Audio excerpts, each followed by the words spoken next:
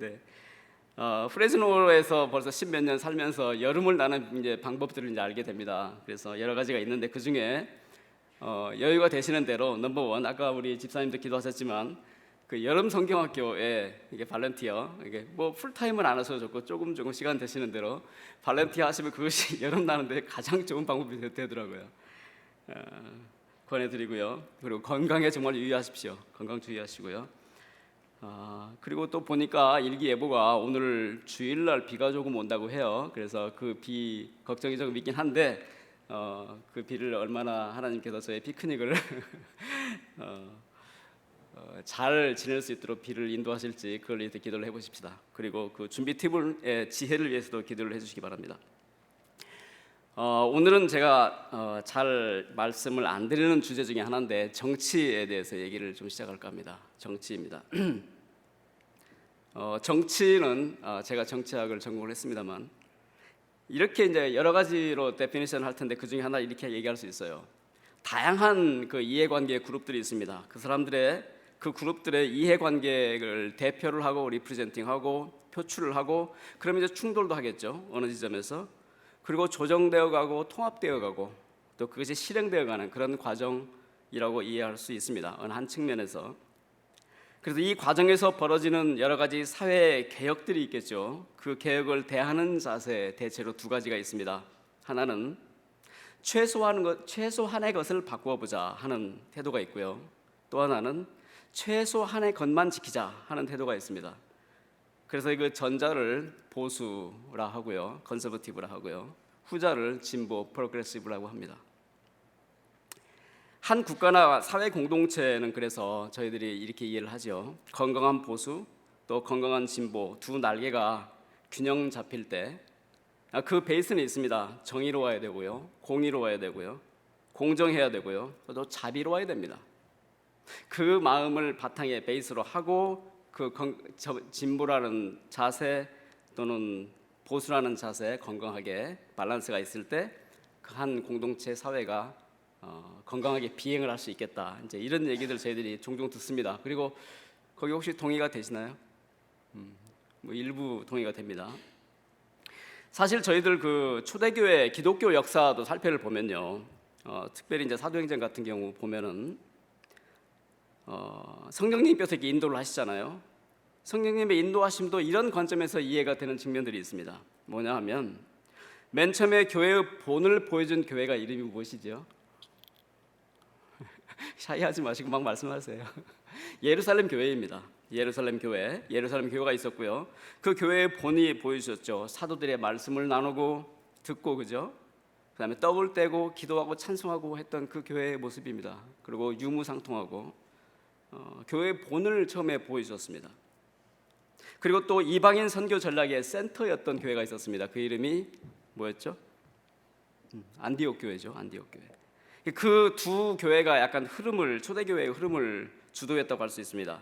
뭐 대표자로 전자는 베드로, 후자는 바울, 뭐 이렇게 대표를 할 수 있겠죠. 그 흐름이 이제 예루살렘 공회라는 곳에서 성령님의 인도하심을 따랐다 컨센서스를 이루게 됩니다. 그리고 땅 끝까지 이르러 내 증인이 되리라 하는 주님의 지상 명령을 수행하게 됩니다. 그래서 이 두 교회는 아주 이상적인 교회의 모델로 교회 역사 가운데 딱 자리를 하게 되는 것이죠. 예루살렘 교회, 안디옥 교회, 그렇죠? 네. 건강한 보수 말씀드렸습니다. 그러니까 지켜야 될 가치들을 잘 지켜내려는 태도입니다. 또 건강한 진보 얘기했습니다. 개혁돼야 될 부분에 에너지를 집중하는 것입니다. 굉장히 다른 태도예요. 그렇지만은 교회 역사를 통해서도 그렇고요, 교회가 간직해야 될 아주 위대한 정신적인 영적인 자산이고 유산입니다. 다시 정치 얘기로 돌아가자면요, 이런 것입니다. 저희가 두고 온 조국 대한민국이요, 이제 얼마 있으면 19대 대통령 선거 있습니다. 여러분들은 어떻게 생각하시는지 모르겠는데 제가 지금 관찰한 바로는 가장 큰 특징이 주요 후보가 한 5사람 있다고 보는데 그 중에 한 사람 제외하고요, 한 사람 제외한 것이 누구인지는 혹시 뭐 짐작들 하시겠습니다만 나머지 4사람들이 건강한 개혁을 주장하고 있다 하는 것이었어요. 특별히 복지 정책을 아주 굉장히 대폭 강화를 하고 있습니다. 아주 세밀하게 그거를 디자인하고 있어요. 그 버짓 플랜까지. 사회복지입니다. 그것은 무엇이냐면 어떤 한 사회에서, 공동체에서 가장 약한 위치에 있는 사람들, 그들의 처지에 대한 관심이고 배려입니다. 그렇지 않습니까? 참 그리스도인의 한 사람으로서 참 반가웠습니다. 그 흐름이. 그게 이제 메이저 흐름이 됐어요. 한국 정치의 패러다임이 바뀌고 있다. 어떤 역사의 변곡점을 지나고 있다. 이런 생각이 좀 들었습니다. 이제 며칠 후면 저희들이 두고 온 이 조국 대한민국의 이제 새로운 리더십이 결정이 될 것입니다. 지금까지 이 과정에서 적지 않은 진통이 있었지 않습니까? 또 앞으로도 겪을 것입니다. 이 과정 가운데서 우리 하나님의 은총이 함께 하시기를 위해서 잠깐 기도했으면 좋겠습니다. 잠깐 기도 좀 하겠습니다. 지금 침묵할게요. 침묵으로 기도하겠습니다.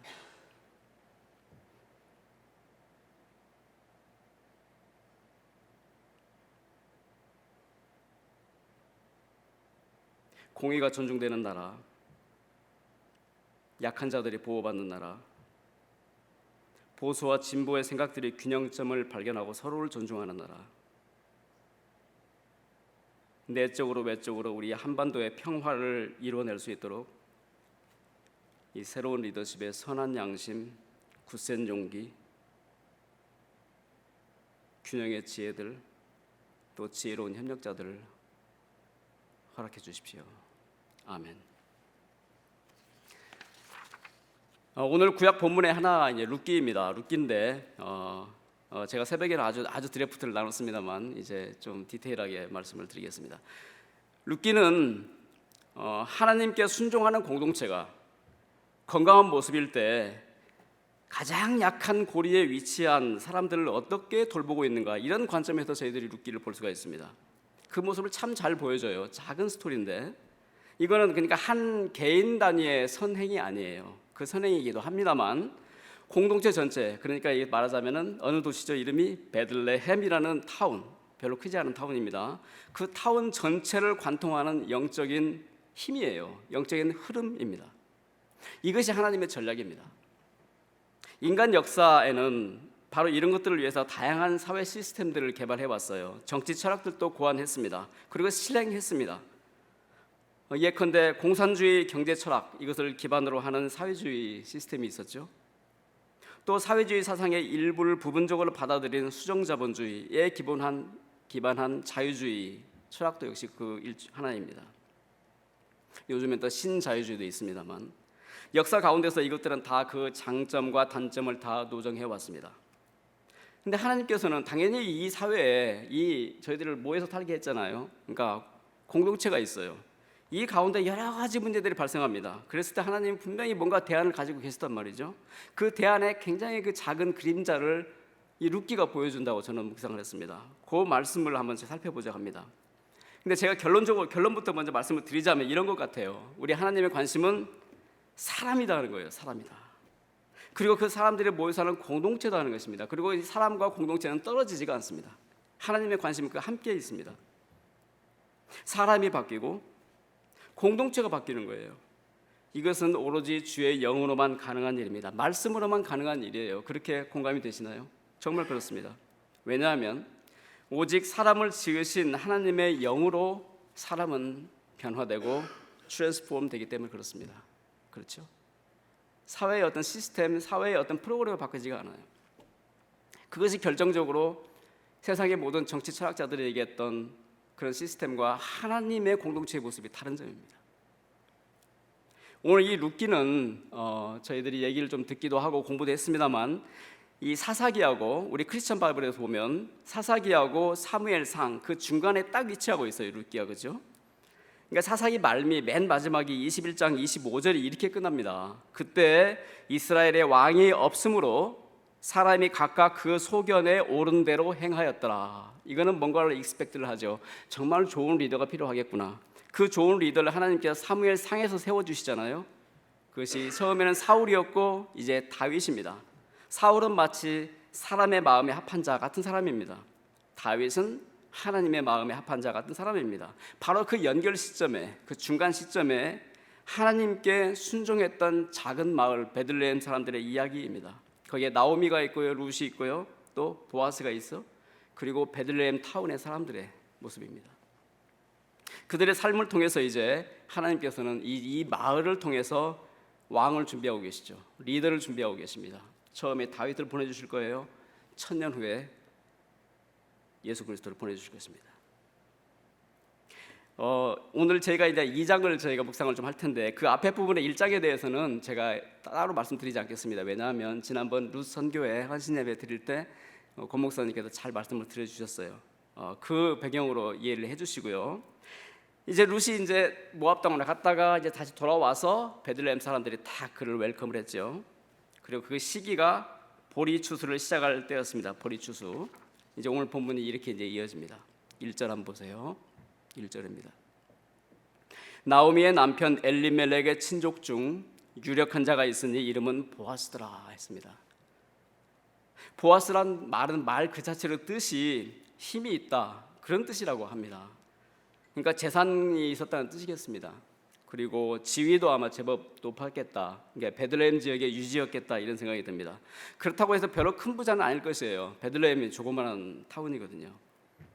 그러니까 이 나오미 그다음에 룻이 떠나온 모압과는 비교가 안 돼요. 저희들은 베들레헴 하도 많이 들어서 이게 굉장히 그 팬시한 도시처럼 생각되지만요. 사실은 모압 평지가 훨씬 더 광활한 푸르스름한 아주 곡식이 넘치는 곳이에요. 그래서 그쪽으로 피난을 갔겠죠. 네. 베들레헴은 약간 이런 곳이죠. 이런 곳입니다. 해발은 한 770m. 그러니까 거기에 뭐 얼마나 그 경작하기가 좋았겠습니까? 어쨌든 바로 그곳에 유지 보아스가 있습니다. 그가 이제 죽은 남편 엘리멜렉의 친족이라고 했습니다. 친족, 히브리 말로 고엘이라고 하죠. 기업 부를 자라고 번역이 되고요. 네. 친족 중에 누가 빚을 졌다든가 또 노예로 팔렸다든가 또는 땅을 팔았다든가 하면 그걸 물러줄 사람이라 그런 뜻이에요. 영어로 redeemer, 구속자입니다. 바로 그 친족의 엘리멜렉이 있었습니다. 이게 이제 독자들 입장에서 보면 하나 사인 같은 거예요. 여기 이제 뭔가 좀 희망이 보이는구나. 근데 이제 퀘스천이 있습니다. 이 사람이 과연 자비로운 사람일까요? 아니면 냉정한 사람일까요? 여기 아직 소개가 그 말이 나오고 있지 않습니다. 나오미가 알았을까요, 그것을? 보아스라는 존재는 알았을 것입니다. 근데 여기 베들레헴으로 돌아오자마자 보아스를 찾아가지 않지요? 무슨 뜻일까요? 잘 모르는 거예요. unclear. 그죠? 2절 보세요. 2절 이제 모압 여인 룻이, 이 성경은 계속 룻이 이방 여인이다, 모압 여인이다, 이거 저 끝까지 계속 소개를 하고 있어요. 이방 여인이다. 그를 그러니까 이런 거예요. 이 하나님의 공동체 베들레헴이 그를 어떻게 영접할까? 그를 어떻게 맞아들일까?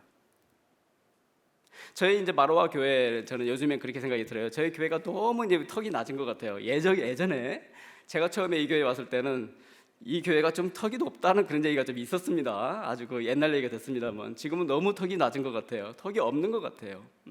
누구나 다 들어와서 웰컴되고 여기서 셀러브레이션 하고 내 교회가 바로 됩니다. 네, 이제 뭐 반갑고 좋은 일입니다. 그러니까 교회 공동체는 한 사람 한 사람의 눈빛이 하나님의 웰컴하는 눈빛이 되는 것이죠. 우리들의 손길, 우리들의 음성 하나하나가 하나님의 리프레젠팅하는 그런 음성이 되는 거예요. 처음 오는 사람들한테. 베들레헴이 이 이방인 여인 모압, 특별히 모압 여인 룻에게 어떻게 대하게 될까요? 이제 이 룻이 이렇게 얘기합니다. 나로 밭에 가게 하옵소서. 이렇게 얘기합니다. 그가 지금 시어머니한테 먼저 청하는 거예요. 여러분 이거 뭐라고 생각되십니까? 용기 아니겠습니까? 그 용기가 어디서 나왔을까요?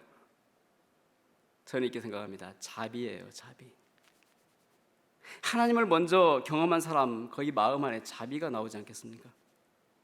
시어머니 나오미에 대해서 그 심정적인 동정이 생겨요. 근데 동정에서 딱 머물지 않죠. 그 동정이 이제 행동으로 옮기기 시작합니다. 그것은 용기입니다. 이 용기는 그냥 만용이 아니에요. 뭔가를 기대합니다. 뭘 기대할까요? 하나님의 행동을 기대하는 거예요. 여러분, 히브리서 말씀하잖아요. 하나님께 나아가는 자는 그가 상 주시는 자임을 믿어야 할지니라. 그가 계신 것과 그가 상 주시는 자임을 믿어야 할지니라. 나로 밭에 가게 하소서. 이 말 한마디에는 그런 여러 가지 뉘앙스, 신앙적인 뉘앙스가 함께 담겨 있는 말씀입니다. 밭이 무엇인가요? 땅이잖아요. 땅은 누구한테 속했나요? 하나님께 속한 것이에요. 이 모압 여인 룻은 나오미에게 이걸 배웠던 것 같아요. 하나님의 행동을 기대합니다. 그렇게 이제 깊어지는 거예요. 계속해서 말합니다. 내가 보십시오. 네게 은혜를 입으면, 보십시오. 은혜를 기대하고 있잖아요. 그를 따라서 이삭을 줍겠나이다. 이 이방 여인, 모압 여인 룻이 하나님의 은혜를 적극적으로 기대하고 있습니다. 이거 옳은 것이에요. 하나님께서 그걸 이쁘게 생각하세요. 이웃을 통해서 오는 그 은혜입니다. 하나님의 은혜는 하늘에서 뚝 떨어지는 것이 아니고 내 이웃을 통해서 오는 것이에요. 그렇죠? 그래서 이삭을 줍는 것이 그에게 부끄러운 일이 아닙니다. 새벽에 내가 이 질문 드렸었는데요. 왜 그럴까요? 왜 부끄러운 일이 아닐까요? 좀 쭈뼛쭈뼛하지 않을까요? 누구 답 혹시 있으신가요? 새벽에 나오신 분 말고요. 네, 그렇죠. 이게 하나님의 명령이거든요. 하나님이 그렇게 하라고 했거든요. 이게 하나님의 은혜입니다. 가난한 자들은 언제나 너희의 이웃에 언제나 있을 것이다. 그러니 너는 팔을 어떻게 해요? 넓게 펴라. 네 이웃을 살펴라. 너에게 재물이 있다는 것은, 어베일러블한 재물이 있다는 것은 바로 그 사귐을 위한 것이다. 포인트가 되는 거죠. 그 사귐을 통해서 또는 그 사귐 가운데서 가난한 이웃은 하나님의 은혜를 맛볼 것이고 그 은혜를 나누는 너는 하나님의 마음을 알게 될 것이다. 이런 것입니다. 바로 우리 하나님께서 당신의 공동체를 만들어가는 전략이에요. 이것이. 가난한 사람이 있을 것입니다. 빈부의 격차가 있을 것이에요. 근데 그거를 하나님께서 이렇게 오거나이즈를 하십니다. 저희들이 교회에서 드리는 헌금이 약간 이런 뉘앙스가 있는 것이에요. 그렇게 하나님의 나라 공동체가 만들어집니다. 지금 베들레헴이 그것을 행할까요? 그걸 지금 행하고 있습니다. 내가 네게 은혜를 입으면 그를 따라서 이삭을 줍겠나이다. 그렇죠? 나오미가 이렇게 대답합니다. 내 딸아 갈지어다. 10년 만에 돌아왔잖아요. 절망의 자리 아니었습니까? 낙심했잖아요. 고향 베들레헴에 돌아와서 참 얼굴이 어두웠습니다. 나오미, 내 이 쓰디쓴 인생, 나 더 이상 나오미라고 부르지 말아라. 나는 더 이상 복스러운 이름도 아니고 기쁨도 아니야. 근데 이 젊은 며느리 룻의 용기에 감사하는 거죠. 그리고 아마 저 축복을 할 때 나지막히 축복한 것 같아요. 내 딸아 갈지어다. 약간 계명적기도 합니다. 또 격려하기도 합니다. 이제 나오미는 이제 하루 종일 집에 앉아서 기도했겠죠. 그죠? 이제 새벽에 좀 그런 궁금한 생각이 들었어요. 나오미는 하루 종일 기다리면서 뭘 먹었을까요? 지사님 어떻게 생각하세요? 먹었을 것 같아요. 이 베들레헴 사람들이요, 하나님의 공동체예요. 멀리서 온 사람을 그냥 굶게 내버려두지 않았을 것 같아요. 아무튼 그거는 그냥 우리들 상상입니다. 3절 보십니까요? 3절 얘기가 또 이렇게 이어집니다. 룻이 갔습니다. 이제 이삭을 줍는데 엘리멜렉의 친족 보아스에게 속한 밭에 이르렀더라. 어떻게 해요? 우연히. 룻은 보아스의 존재를 전혀 몰랐습니다. 그를 모르는 가운데 오로지 은혜를 따라서 이삭을 주우면서 걸어간 거예요. 그렇죠? 혹시 이삭 줍기 해보신 분 계세요? 저 어렸을 때 해봤거든요. 좀 쏠쏠합니다. 이게 주스면 제법 돼요, 이렇게. 네. 그런데 심지어 여기에서도 하나님께서 이걸 다 허락하셨는데, 계명으로, 율법으로 허락하셨는데 욕심이 또 발동할 거예요. 어떤 사람은 떨어진 이삭만 주셔야 되는데 뜯었겠죠. 그런 사람이 있겠죠. 또 주인 입장에서는 이삭도 다 치웠을 거예요. 못 주워가게. 그런 사람도 있었을 거예요. 그런데 이 베들레헴 공동체는 어떻게 했습니까? 멀리 팔을 벌리고 있잖아요. 하나님께서 말씀하신 대로 하고 있잖아요. 그 말씀 뒤에 있는 하나님을 안어하고 있잖아요. 그러니 그 은혜 가운데로 지금 룻은 걸어가고 있습니다. 그러므로 이 룻에게는 우연인 거예요. 우연히 그 안으로 들어간 것입니다. 보아스의 밭에 이르렀습니다.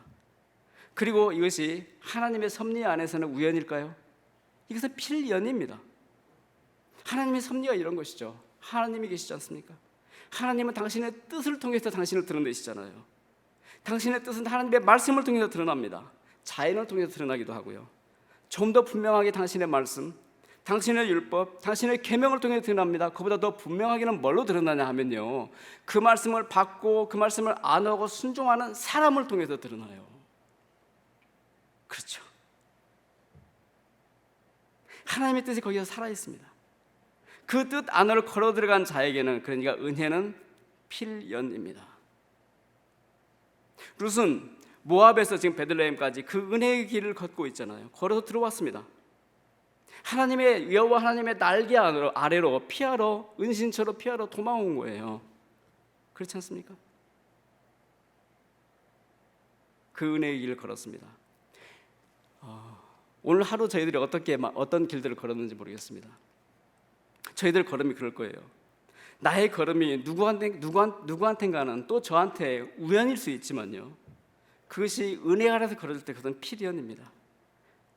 왜냐하면요, 은혜라는 건 하나님으로부터 오는 것이거든요. 하나님 앞에서는 우연이 없어요.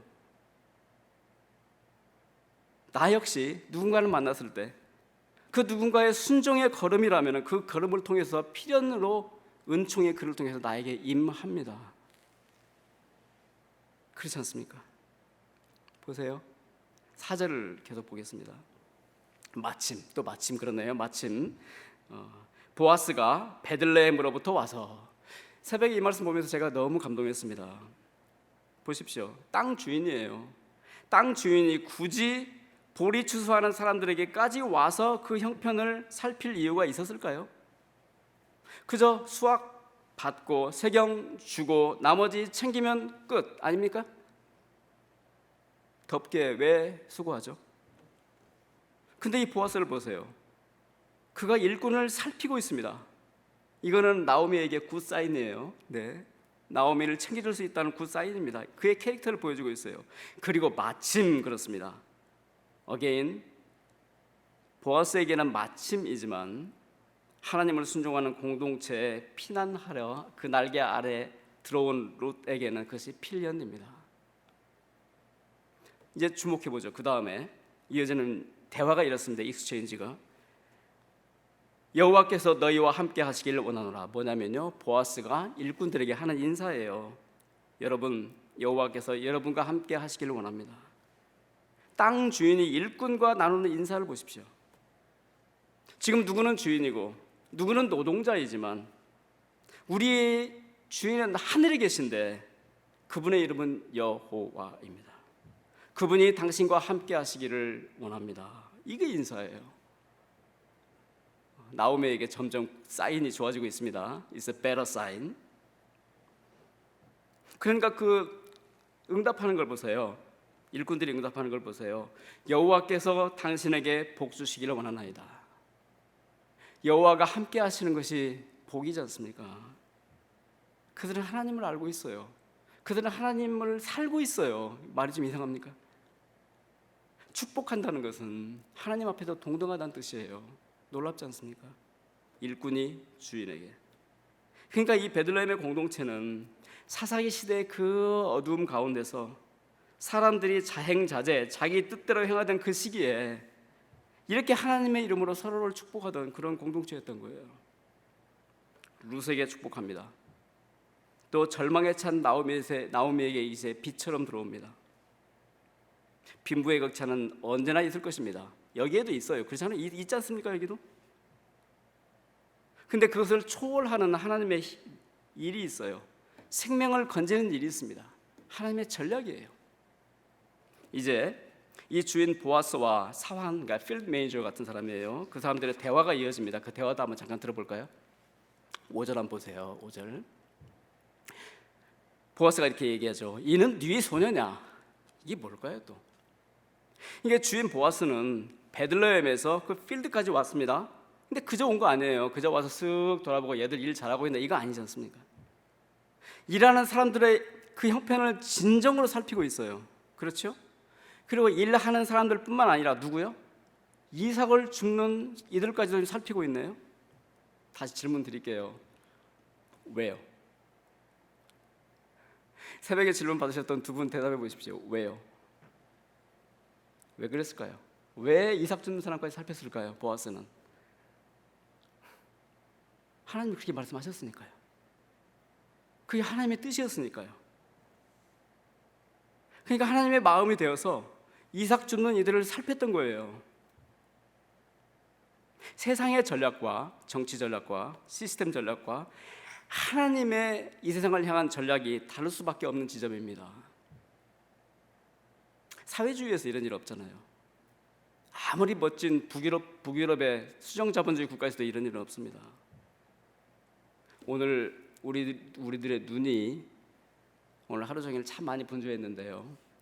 무엇을 살폈는지 한번 생각을 해보시기 바랍니다. 또 무엇을 살필 것인가, 그것을 기대를 해볼 수 있을 것 같습니다. 이제 마지막 6절 7절 볼게요. 배는 자를 거느린 사환이 대답합니다. 대답하기를 이는 나오미와 함께 모압 지방에서 온 모압 소녀인데, 또 모압이래요. 모압 지방에서 온 모압 소녀. 아니 모압에서 왔으면 모압 소녀지. 이렇게 왜 자꾸만 강조할까요? 그리고 이 소녀가 요청한 거죠. 나로 배는 자를 따라 단 사이에서 이삭을 주게 하옵소서. 소녀가 담대하게 요청합니다. 또 질문드립니다. 왜요? 이 하나님의 말씀이잖아요. 하나님의 인스트럭션이잖아요. 시어머니 나오미로부터 배웠던 여호와 하나님이 그렇게 말씀하셨기 때문에 그런 거잖아요. 나중에 읽어보세요. 레위기 19장 말씀이요. 레위기 19장 9절 10절 말씀. 이런 말씀이에요. 너희들이 땅에 고물을 벨 때 땅에 떨어지거든 모퉁이까지 다 베지 말고 떨어진 이삭도 줍지 말아라. 포도원 열매 따거든 떨어진 거 줍지 말아라. 왜냐하면 가난한 사람과 타국인을 위하여 버려두라. 그리고 뒤에 듣는 말씀이 이 말씀이에요. 나는 너희 하나님 여호와니라. 여호와 하나님 무슨 뜻인가요? I am that I am. I will be that I will be. 나는 알파 앤 오메가. 나는 처음부터 끝까지를 다 쳐다보는 그 하나님. 그니 무슨 뜻이겠습니까? 나는 너의 인생의 처음과 끝을 다 보는 하나님. 그러니까 trust me. trust me. 나 믿고 그거 내버려둬. 이거잖아요. 감동되시죠? 이삭 주게 하옵소서. 이 말씀에 의지해서 이 소녀는 이렇게 요청한 거죠. 당당하게 요청한 겁니다. 사환은 허락했죠. 왜요? 말씀에 의지해서 허락한 것입니다. 동일한 이유입니다. 그러니까 이 공동체 사람들은요, 말씀을 듣고 묵상하고 행동하고 있었습니다. 이거 신학적으로 표현하자면 무엇이겠습니까? 하나님이 함께 계셨다. 하나님이 임재하셨다. 그리고 이렇게 붙어붙입니다. 마지막으로 아침부터 와서 잠시 집에서 쉰 외에 지금까지 계속하는 중이니이다. 이 사환이 보아스를 참 닮았습니다. 보아스가 그렇게 잘 살피는 것처럼 이 사환도 이 소녀를 살피고 있었어요. 이제 룻에게 소망이 있죠. 시어머니 나오미에게도 희망이 생겼습니다. 참 쓰라렸는데 이게 기쁨이 될 것 같아요. 그 전조가 보입니다. 여기까지입니다. 이 나중에 뒤에 보면은 이 많이 주웠어요. 그것이 한 에바가 됐다 합니다. 한 에바가 뭐냐면 12되래. 12되. 한 대 가지면은요, 한 대박 가지면 요거 가지고 아마 한 가족이 하루 먹지 않아요? 그죠? 이게 12되면은 뭐 반달 먹는 거예요. 그게 아마 수지 맞은 거예요. 이렇게 줍습니다. 사인이죠. 하나님의 은혜의 사인입니다. 이게 질문들이 몇 가지 할 수 있을 거예요. 이 공동체의 삶이 계속될까? 다른 조그마한 이스라엘의 먼 타운에도 이렇게 사람들이 살았을까? 이들은 이렇게 순종했을까? 답이 나오잖아요. 제가 뒷부분은 짧게 하겠습니다. 그 다음 본문은 제가 미가서 본문인데요. 미가서 6장 본문입니다. 참 동화처럼 아름다운 본문입니다. 아까 룻의 이야기는 베들레헴의 참 작은 마을의 스토리였어요. 그런데 이스라엘의 모든 작은 마을들이 이렇게 살지 못했습니다. 한 100년이 지나고 하나님께서 이 작은 마을 베들레헴을 통해서 당신의 마음에 합한 지도자 다윗을 허락하셨습니다. 룻과 보아스의 자손이었죠. 그로부터 한 300년이 지나고는 이제 제국 아수르가 북이스라엘을 멸망시킵니다. 남유다는 예루살렘은 포위되고 맙니다. 히스기야, 하나님으로부터 멀어진 거예요. 회개가 중단됩니다. 제사와 말씀을 떠납니다. 묵상도 없어집니다. 그 사회적인 결과는 뭐냐면요, 미가 선지자님께 고발하는 거예요. 부자와 지도자들이 공의와 인자를 마음에 안어하지 않아요. 그냥 제사만 지나고, 형식적으로 제사를 지나고 나면 끝이라고 생각했어요. 그 말씀이 바로 6절 저 말씀입니다. 내가 무엇을 가지고 여호와 앞에 나아갈까? 높으신 하나님께 경배할까? 폼은 좋지요. 그 다음 이어지는 말씀 보세요. 내가 번제물 1년 된 송아지를 가지고 그 앞에 나아갈까? 7번 보세요. 여호와께 천천의 수양 만만의 강수 같은 기름, 내 허물을 위해서 내 맏아들을 드릴까? 몰래가 아닙니까? 내 영혼의 죄를 위하여 내 몸의 열매, 내 자식을 드릴까? 하나님은 이스라엘 백성하고 언약의 관계, 너는 나의 백성, 너는 나의 자녀들, 나는 너의 하나님, 이 관계, 언약의 관계를 가지셨는데 이들은 지금 컨트랙하고 있어요. 컨트랙하고 있습니다. 계약하고 있어요. 하나님, 이거 드리면 뭐 주실래요?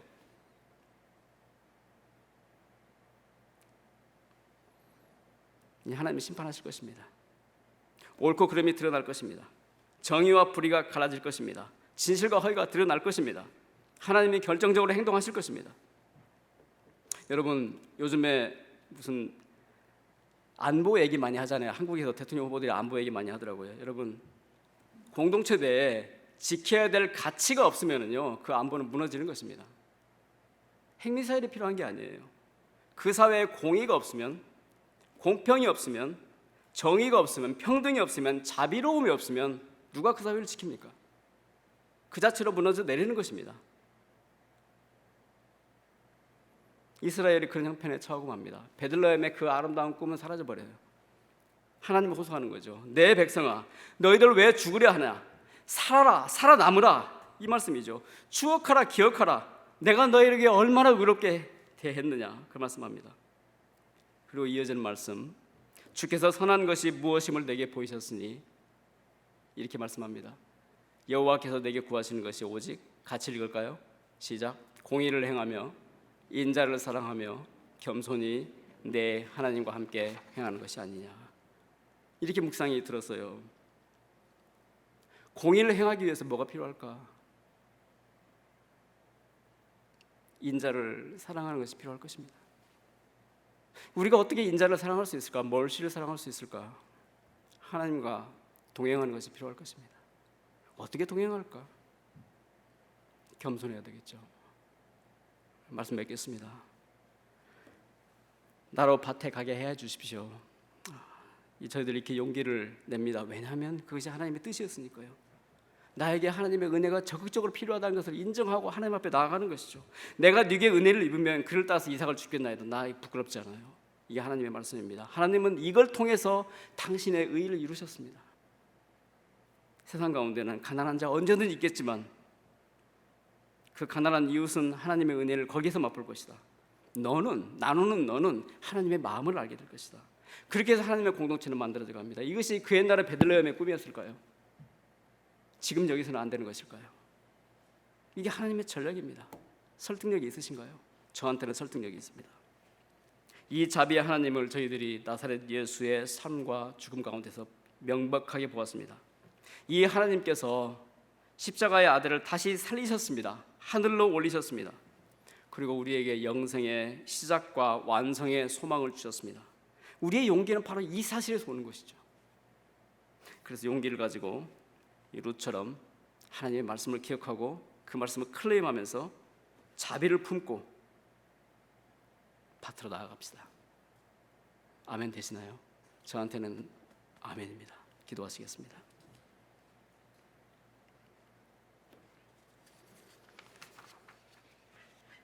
주께서 선한 것이 무엇임을 내게 보이셨나니 여호와께서 내게 구하시는 것이 오직 공의를 행하며 인자를 사랑하며 겸손히 내 하나님과 함께 행하는 것이 아니냐.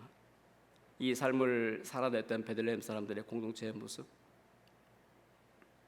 그 자비를 쫓아갔던 룻의 모습, 그 룻을 하나님의 여호와 하나님의 날개를 대신하여 품어주었던 보아스의 모습 기억하고 감사하고 저희들이 순종하고자 합니다. 하나님, 저희들 용기 주십시오. 감사드립니다. 부활하셔서 저희들에게 소망이 되어 주신, 그리고 용기를 주시는 우리 주 예수 그리스도의 이름으로 기도합니다. 아멘.